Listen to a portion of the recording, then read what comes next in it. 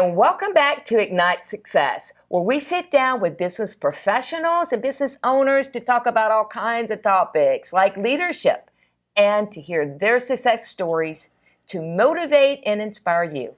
I'm Sherrie Clark, and I'm your host, and today I have Dr. Steve Barsky with us. Hi, Sherrie. Hi, Steve. Thank you for being here. No, thank you for inviting me. Yeah, well, we had a conversation earlier about what you do, and I just found it so fascinating. So tell us, go into your specialties and, what you do in your practice.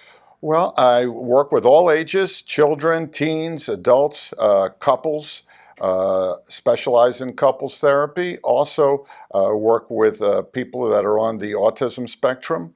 And they come with a variety of issues. Could be depression, anxiety, of course, relationship issues. Some have had a long-standing problems with self-esteem, how they see themselves, a lot of negative self-talk that they go through, and they sort of push themselves through life, but it's a struggle. Wow. I always like to know why. Why did someone get into what they do? Because you seem passionate, very knowledgeable. What made you want to get into this field? Well, I liked psychology, studied that in school. I thought that was very interesting. I think I always wanted to be a comedian, but I don't think I was that funny or talented, and a little stage fright. And so the only other thing in school that seemed to have my interest was studying psychology. I like people, I like relationships. I like to, especially to find out what makes things tick for people, why, kind of like an archaeological dig, why you have this kind of symptom. Yeah. It's almost like you're trying to get the backstory, right? That's right, always. Yeah, and I love backstories, which is why I like to talk about success and talk about people's journeys. That's a really interesting, way of putting it in perspective from a psychotherapist. He's like, you want to get into their backstory as well. Right. Yeah, that's interesting. So you just started it. You started taking classes and I went through college, started taking it. That was my major. And then I was a social worker for many years at a psychiatric hospital, learned a lot. I was fortunate. I was at a training hospital, University of Miami / Jackson Memorial Hospital. And there I was in the inpatient, the outpatient.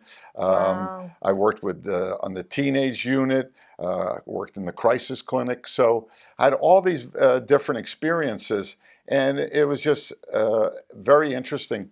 And I was at a time, this was in the 70s, and it was really kind of expected that if you're going to be a therapist, you should go for your own therapy.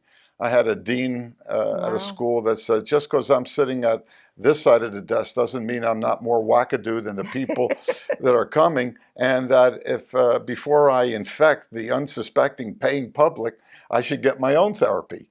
And we all did. And back at that time, it was analysis 4 times a week, 7 to 9 years.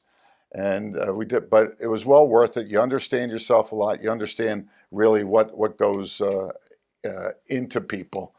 And I think the old adage is true. They say if it isn't one thing, it's a mother. And then you got to look a little farther.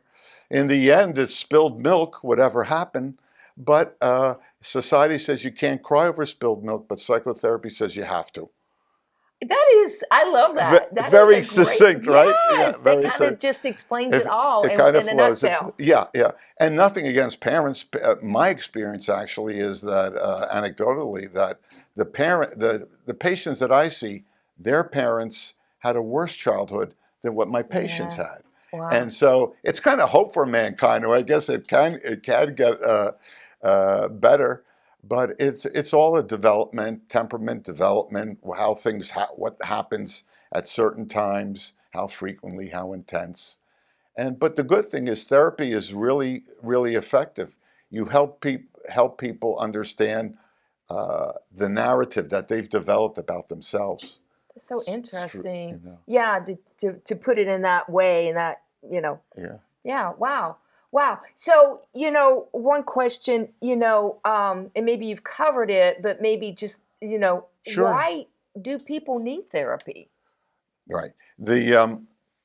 It's first of all, being a parent, especially a mother, it's an impossible profession.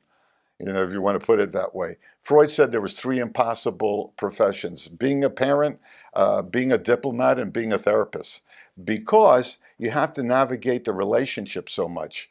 And we're all people. We get affected by relationships.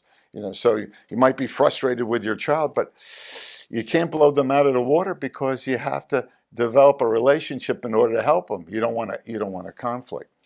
And so families, if you look at it, families are a little bit like a cult. There's good messages, there's bad messages. And from that, the child develops a self-narrative, their own idea about themselves. Yes, yes. Well, yeah, a lot of things are come all the way from the past, and you have to go back and dig and dig and dig, I guess, on some And things, to answer right? your question, really, I think better than I was doing, is that so it's an impossible job, and children are children. They have uh, childish expectations. So there's always going to be disappointment in child. You get enough disappointment, you get resentment. You get enough resentment, you get what we call regression. Regression meaning that you really, in a way, are not satisfied with yourself. A lot of times you don't feel like uh, growing up, being the adult, and sometimes you're not happy even with your own identity. It could be gender or whatever it could be, but it affects it.